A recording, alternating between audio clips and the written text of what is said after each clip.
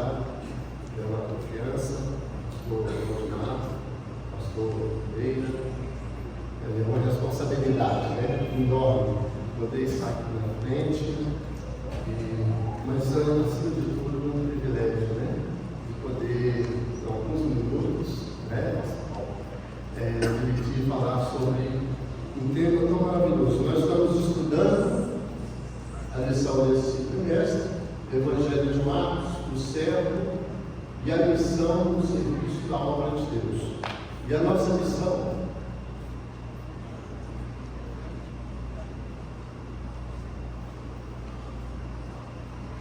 aí com os instrumentos tecnológicos.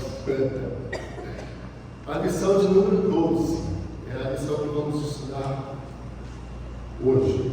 Vamos comentar o sofrimento do servo, sua morte e ressurreição.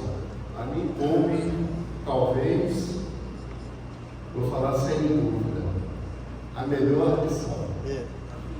O centro da história da fé, o sofrimento do servo, sua morte e ressurreição. Porque foi para isso que o servo veio. É a base do Evangelho. A base do Evangelho. Os irmãos podem se sentar. Lição de número 12. Vamos seguir. Textual. O textual diz assim: porém, ele disse-lhes: não vos assusteis, buscais a Jesus Nazareno, que foi crucificado, já ressuscitou, não está aqui. Eis aqui o lugar onde puseram. Marcos 16:6. A verdade aplicada da nossa revista fala: ao ser preso, passar pelo sofrimento, morrer na cruz e ressuscitar ao terceiro dia, o servo estava cumprindo o glorioso e perfeito plano de Deus. Gostaria que você gravasse esta última expressão: plano de Deus. Os objetivos da lição: mostrar que Judas foi um discípulo desonesto, como as aflições sofridas pelo nosso Senhor, e evidenciar a importância da ressurreição de Jesus.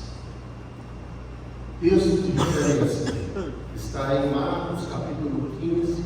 Quem não tem a revista pode abrir sua Bíblia, versículo 43 a 47. Vou pedir o pastor Paulo para dar o leitor oficial. Chegou José de Arimateia, senador honrado, que também esperava no reino de Deus, e ousadamente foi a Pilatos e pediu o corpo de Jesus. E Pilatos se maravilhou de que já estivesse morto, e chamando o centurião, perguntou-lhe se já havia muito que tinha morrido. E tendo-se certificado pelo centurião, deu o corpo a José, o qual comprara um lençol fino, e tiraram da cruz, o envolveu nele, e o depositou num sepulcro lavrado numa rocha, e revolveu uma pedra para a porta do sepulcro. E Maria Madalena e Maria, mãe de Jesus, observavam onde o punham. Amém. A introdução diz assim: o Evangelho de Marcos registra Jesus sendo zombado, escarnecido, açoitado, afligido, morto na cruz e ressuscitando ao terceiro dia. Tais situações não foram acidentais ou surpresa, pois o próprio Jesus já tinha revelado aos seus discípulos. Marcos 8, 10, 33 e 34. Estava cumprindo o perfeito plano de Deus. Gostaria que você gravasse essa expressão: plano de Deus. Aleluia. Eu gostaria que os irmãos, eu aproveitei para inserir nesse contexto dessa introdução, junto com o Evangelho escrito por Marcos, um texto que se encontra lá em Isaías um capítulo muito conhecido nosso, Isaías 53. Gostaria que vocês abrissem sua Bíblia, Isaías 53, que fala sobre o sofrimento dos servos de Deus.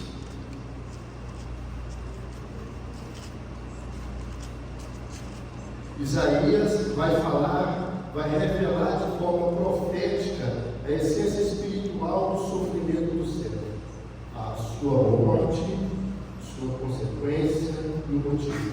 Isaías 53 diz assim: quem deu crédito à nossa pregação? E a quem se manifestou o braço do Senhor?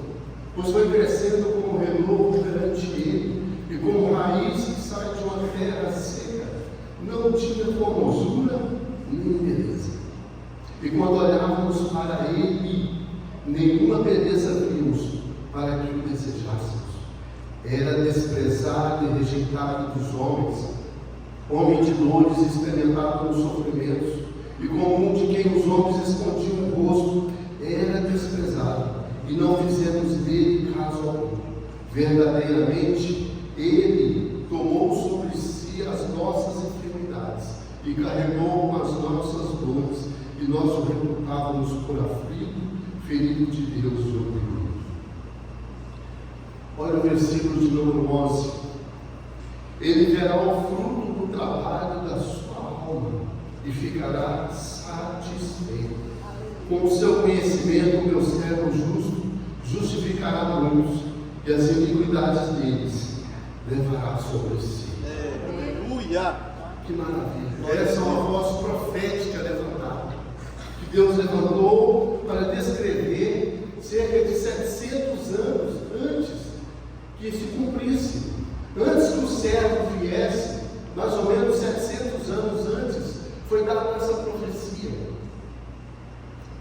E ela fala do sofrimento do servo. Interessante que ele fala, e ele terá o fruto, não são os frutos, mas o fruto, o singular, o fruto do seu trabalho, da sua alma, da sua dedicação, da sua entrega, e ficará satisfeito. E nós só podemos entender essa satisfação de Deus, ele sendo uma satisfação interior do próprio Deus. Ele ficou satisfeito consigo mesmo, da realização do seu trabalho. Olha o que ele falou na cruz, né? Pai, tudo está consumado.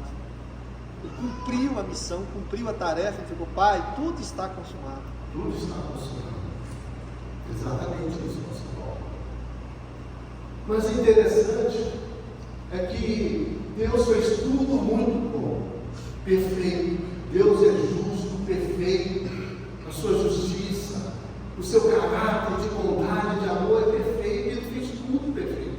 E houve um momento na vida do homem, no jardim do Éden, que o homem viveu na perfeição de Deus. Ele foi criado na imagem e semelhança de Deus, perfeito. Mas o homem decidiu se voltar contra Deus. Ele decidiu pecar, e o pecado é grave. E aí então o homem criou um problema. Um Deus santo, justo, perfeito, de um lado. E o homem agora passou para o outro lado, o lado do pecado.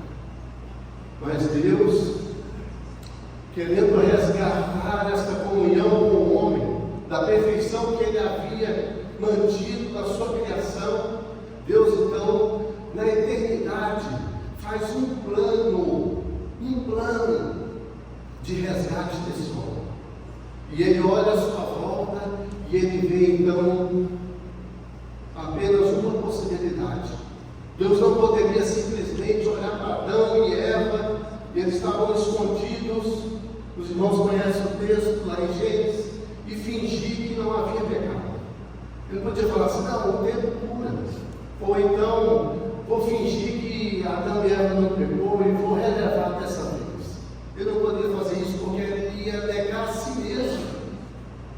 E Deus não nega a si mesmo, porque Ele é justo, plenamente justo.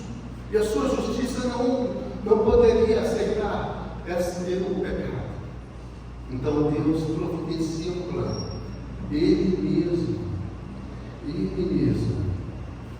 Então, antecipar a penalidade. E ele providencia da sua própria justiça, do seu próprio braço. Ele providencia o pagamento dessa dívida. Porque ele queria perdoar o homem, mas como perdoar? Tem que haver uma penalidade. E aí então ele, da sua própria justiça, do seu próprio caráter, do seu próprio ser, porque Deus é trino, mas é um só. Olha só a matemática de Deus. 1 mais 1 é 1. Olha só. E se você for somar também, a igreja é 1 mais 1 mais 1 mais milhões, que é 1. E o Senhor então, Ele, da sua justiça, do próprio caráter dele, da sua plenitude, da sua santidade, mas também com o seu amor perfeito, Ele então resolve Ele mesmo pagar a penalidade. Mas Ele olha para o homem e fala assim: uma parte, então, eu mesmo vou pagar. Mas o pecado foi cometido na carne, foi o homem. Aí Ele então decide. O Deus, Cristo Jesus do céu, decide obedecer ao Pai. E Ele então se encarna, perfeitamente Deus e perfeitamente homem. E Ele então, essa satisfação da satisfação do seu trabalho, do fruto, o fruto que sai da satisfação de Deus é a substituição.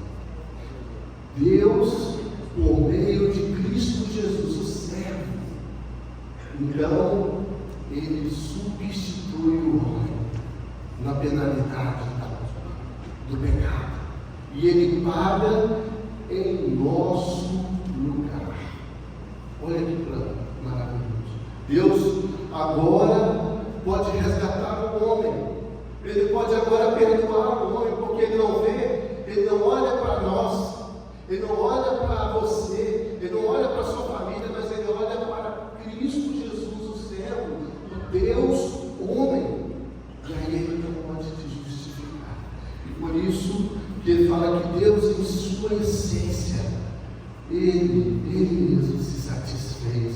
Agora sim posso perdoar o homem, porque o meu trabalho, o fruto, a substituição está perfeita, porque o Deus perfeito, santo, com um homem que nunca pecou, passou pela penalidade do pecado.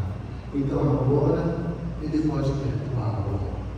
E Ele diz: então agora eu estou satisfeito.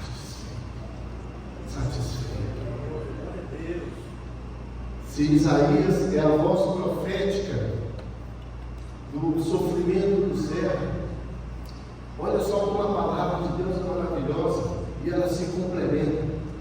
O Evangelho segundo Marcos é um evangelho, não é o Evangelho de Marcos, porque Marcos foi um secretário de Pedro, e ele então relata os fatos de Jesus, ele faz uma biografia de Jesus. Gostaria que vocês abrissem lá em Marcos capítulo 1. Marcos capítulo 1.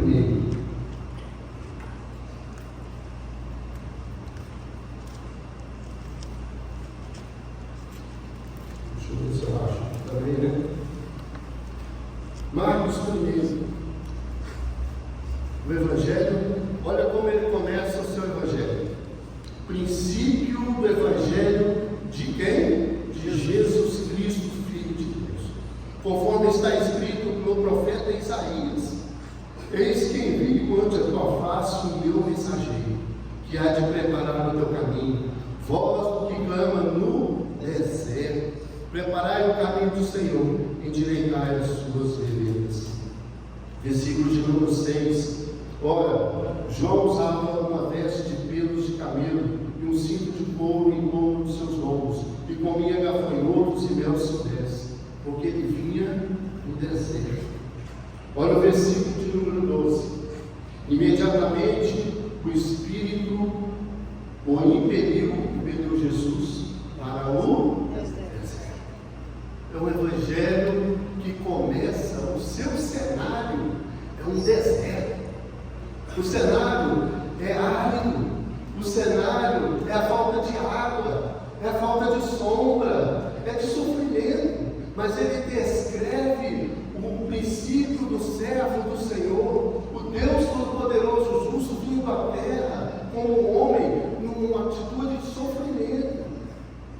Mas é uma descrição dele e ele não começa a relatar uma complementação de Isaías. Se Isaías foi profético, Marcos agora vai relatar os atos, ações dos lugares e os fatos, aquilo que concretamente realizou na vida do servo.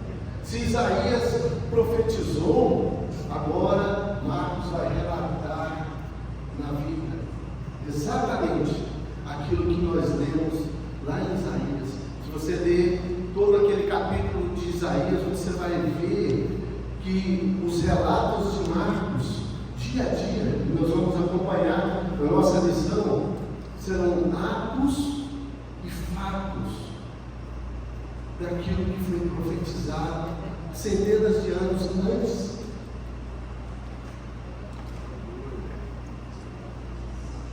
O sofrimento do servo, diz a lição. Unção do servo para a sepultura. Marcos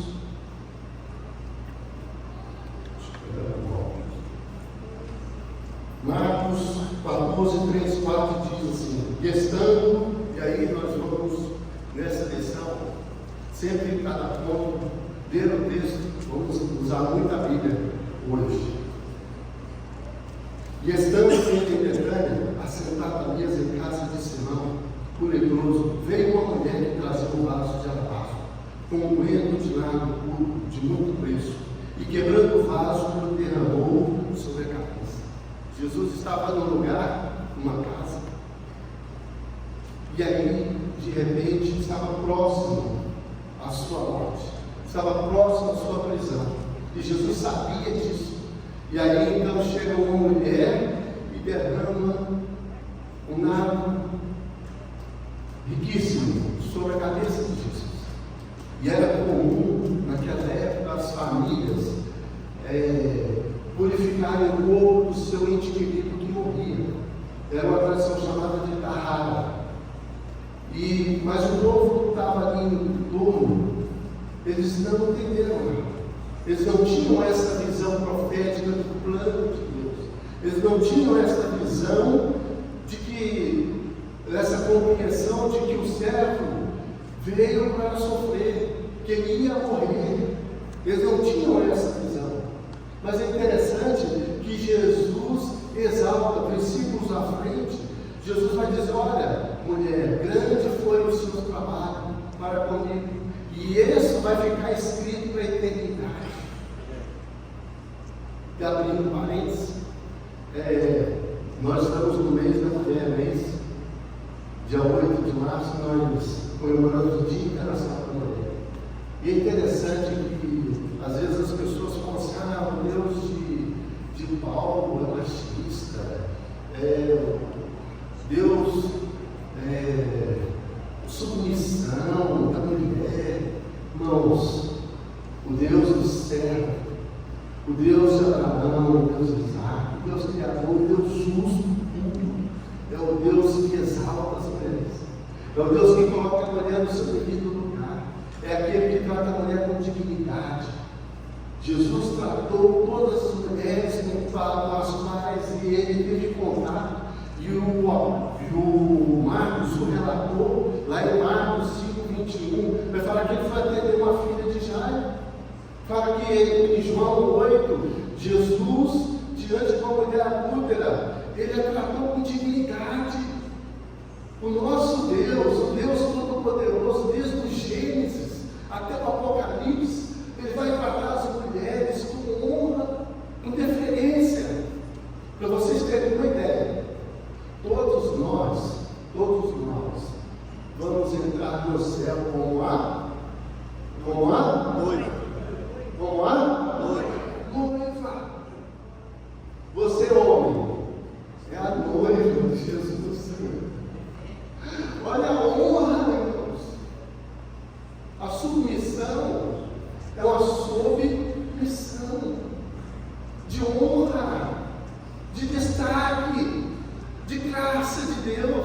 as mulheres. Quem discrimina, quem violenta, quem... Nossa sociedade. Nós, os homens, imperfeitos. Mas o nosso Deus, Ele é perfeito e justo. E Ele ama as mulheres. Mulher, Jesus te ama. Jesus te ama. O servo traído, Judas, 14:10. E Judas Iscariote, um dos 12, foi ter com os principais dos sacerdotes para lhe entregar. E eles, ouvindo-o, folgavam e prometeram dar-lhe dinheiro, e buscavam como entregaria em ocasião. Aqui relata um discípulo que não teve um coração aberto para entender, para receber essa voz profética de Isaías, e muito menos as ações, os atos e os fatos com Jesus. Andou ao lado de Jesus, irmãos. Ele viu Jesus andar na terra. Ele ouviu os seus conselhos, as suas interpretações. Ele ouviu as suas parábolas. Ele viu os milagres acontecerem. Mas ele teve um coração fechado. Olha só, irmãos, como deve ser algo para nós refletirmos a nossa postura diante de Deus. O Senhor é tão educado, o servo é tão educado, que ele passou pelo que passou, sofreu o que sofreu, e ele ainda ao nosso lado nos convida a abrir o coração. Se Judas tivesse feito como Pedro, que Pedro, qual que é a diferença? Eu fico imaginando, qual que é a diferença no pecado de Pedro que negou e de Judas que caiu? Em termos de pecado, a diferença foi o que eles fizeram depois, né? Não é isso, pastor? Pedro chorou amargamente, se arrependeu. O arrependimento é a diferença.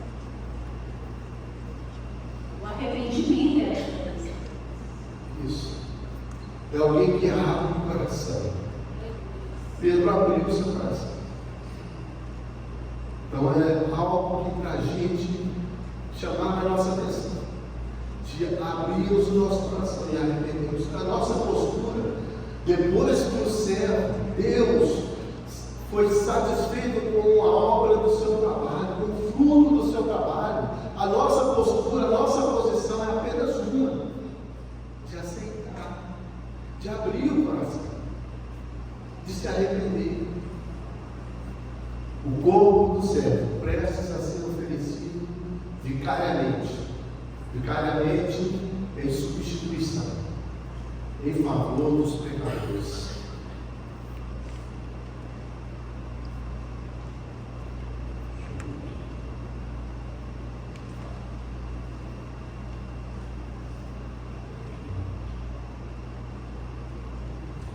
E levando 1 Pedro,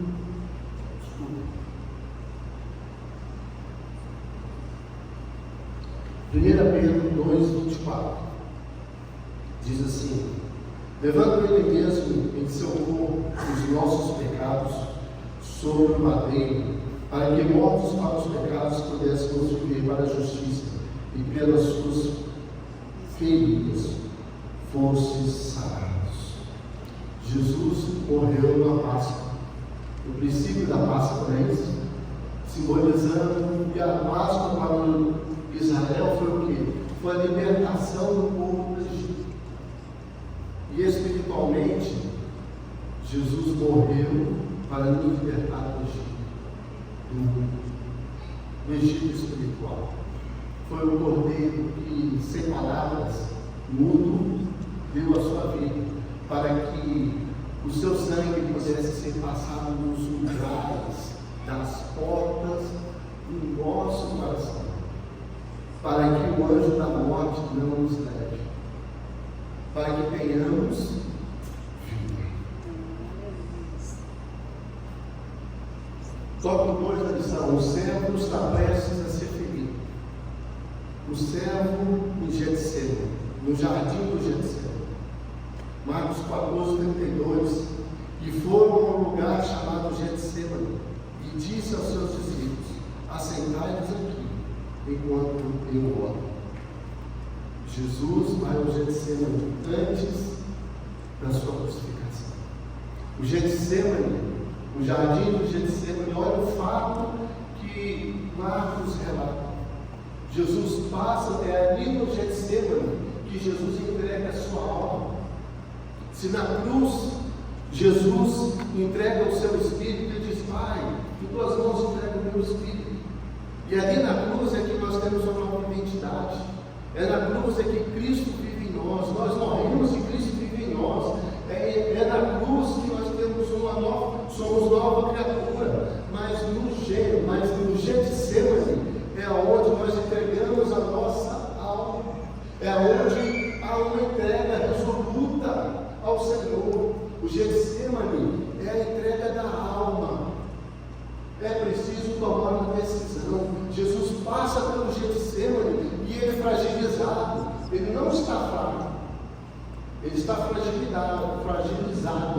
Ele tem a força, mas ele é fragilizado pela vontade do Pai. Ele é limitado pela vontade do Pai. Ele poderia, em Mateus 26, fala até mais claro nesse momento, em João 18, fala que Jesus, aos soldados, quando chegaram perto dele, ele falou: sou eu, os soldados caíram.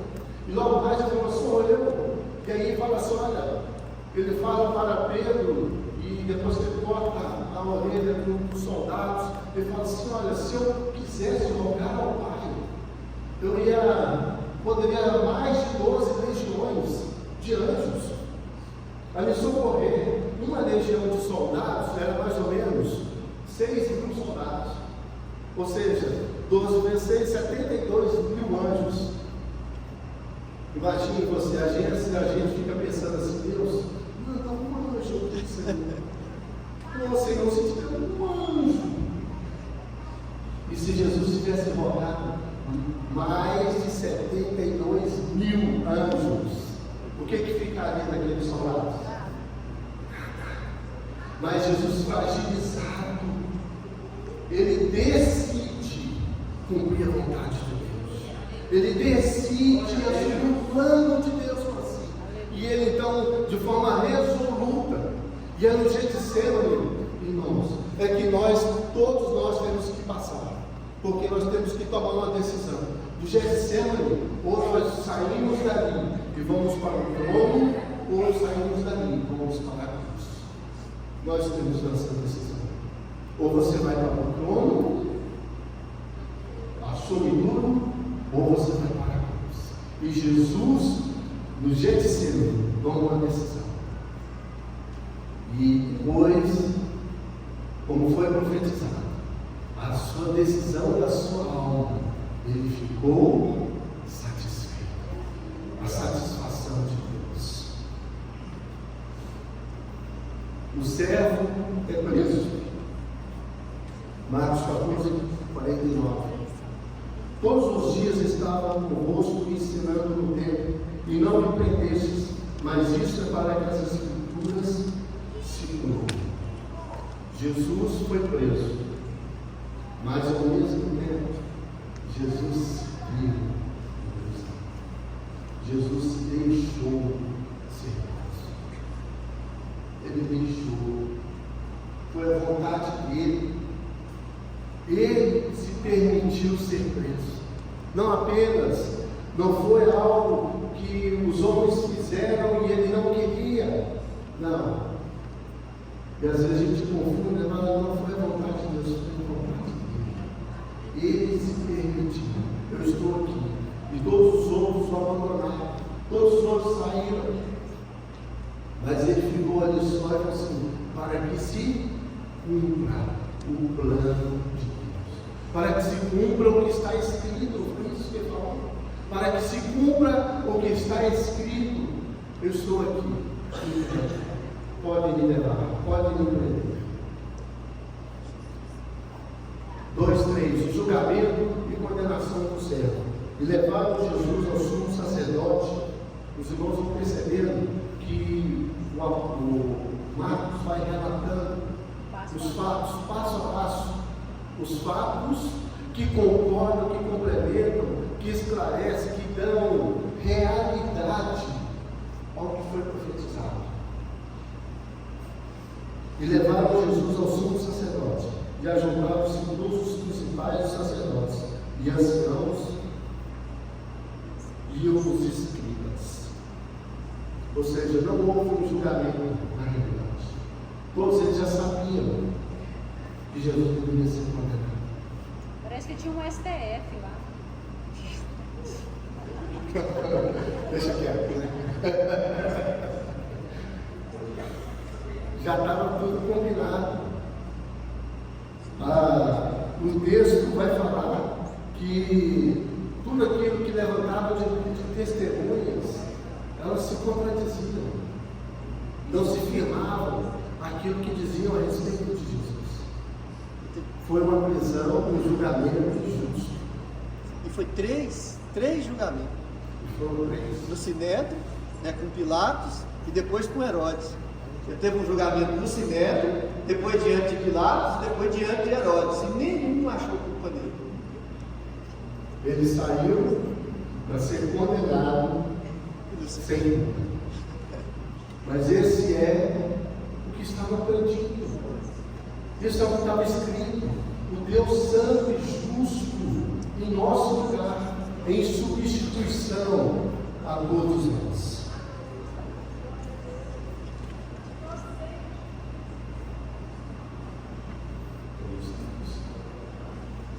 O tópico 3 diz: a crucificação e a ressurreição do céu.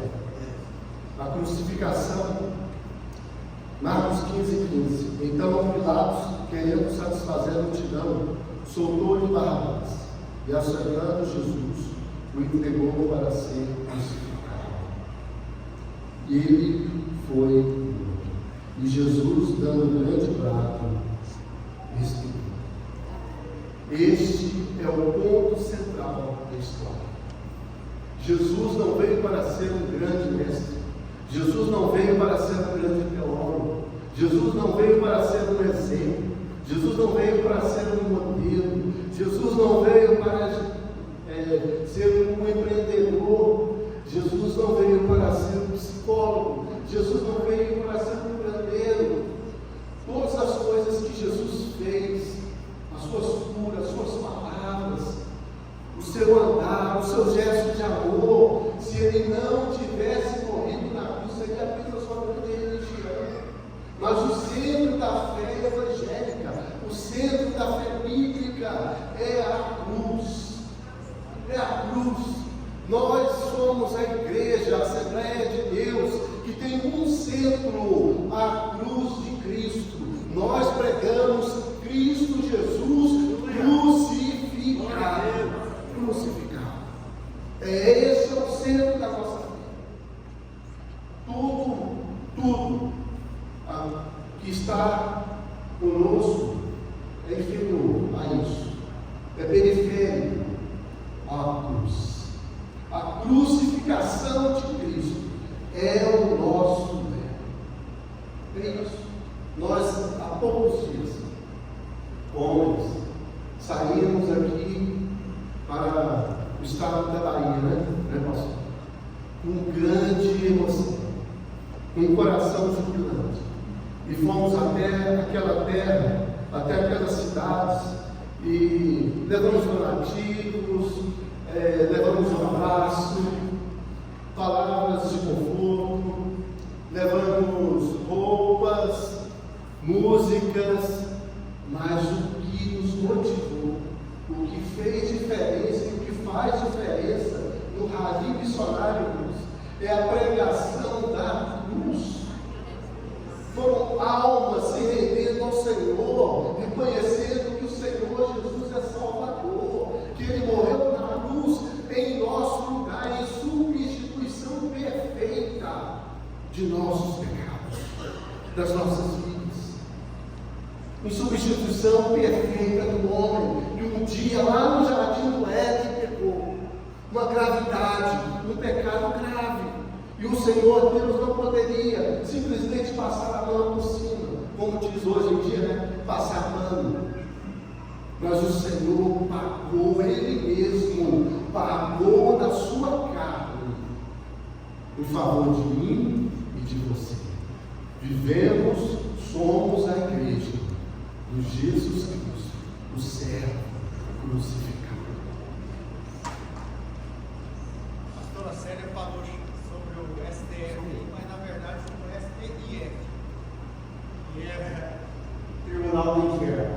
Mas para que você conheça Gênesis capítulo 3, verso 15, sobre o próprio Evangelho, que a semente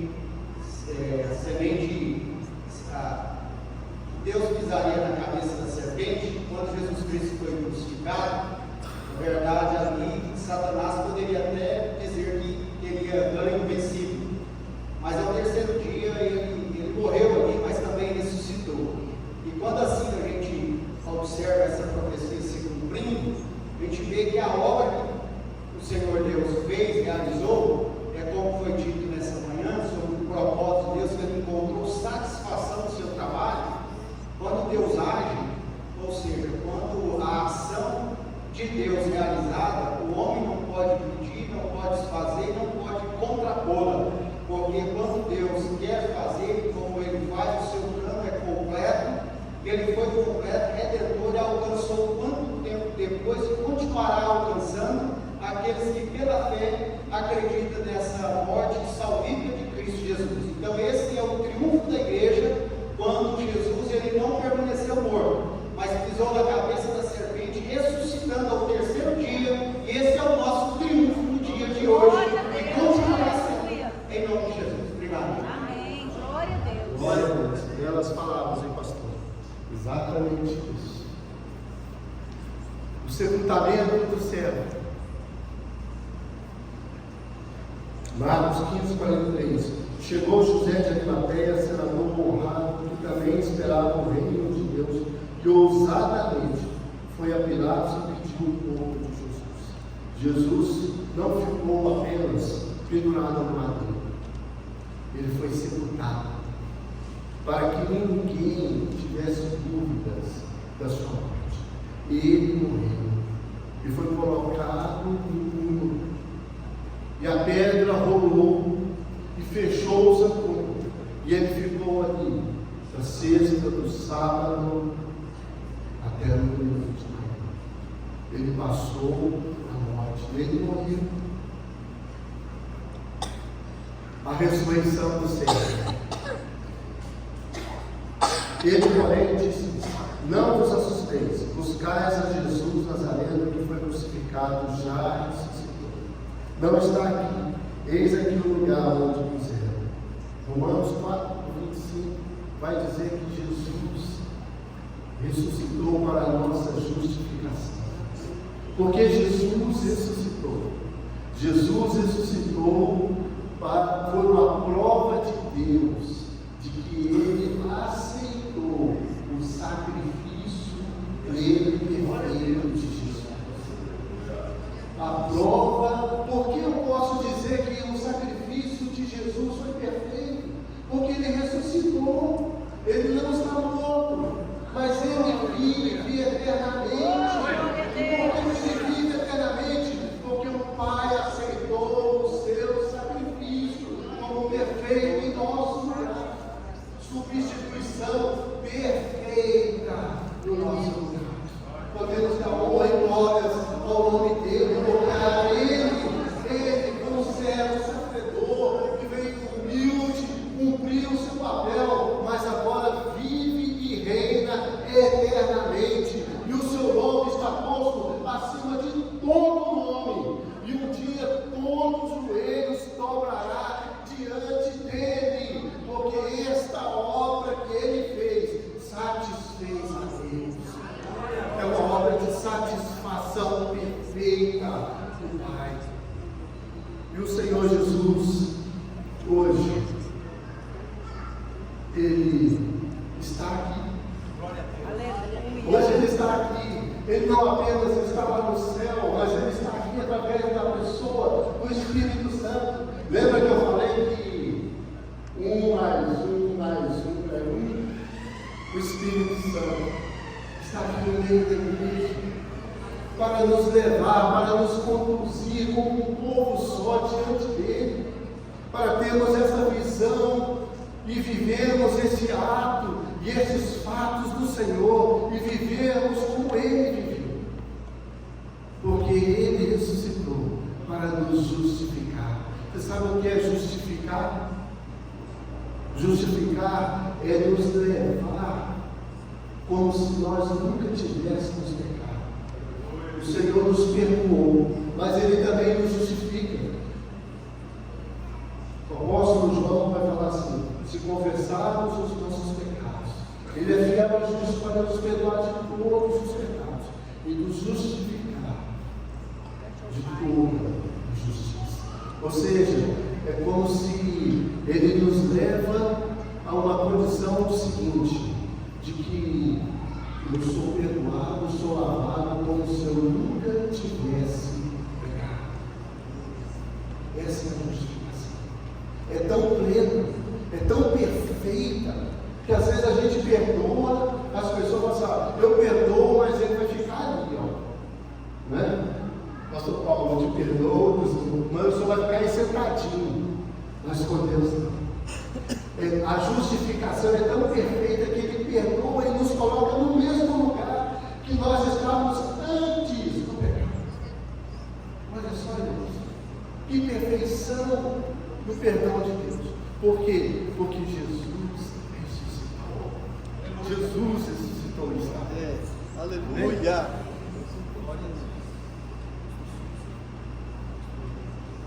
Tem 3 minutos para terminar. E antes de terminar, gostaria que os irmãos ouvissem esse clipe, 3 minutos, exato, tá bom? Que resume toda esse clipe.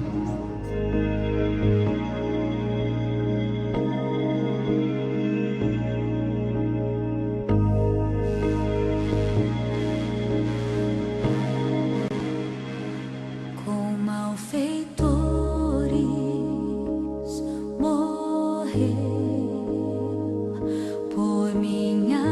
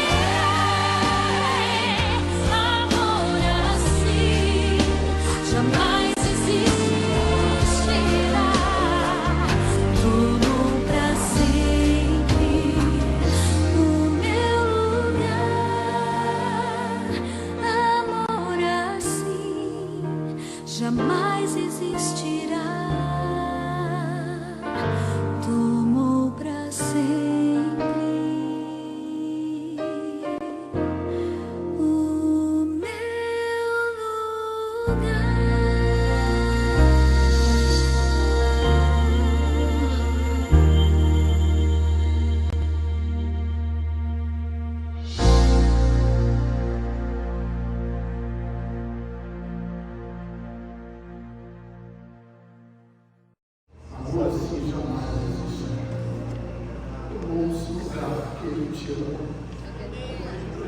Pelo amor de Deus. Quem sou eu, irmãos? Quem é você? Quem somos nós? E a conclusão da lição primitiva. O nosso Senhor Jesus Cristo venceu a morte. Ele está vivo, conforme nos afirma a sua palavra. Ele ressuscitou e cumprirá a sua promessa. E voltará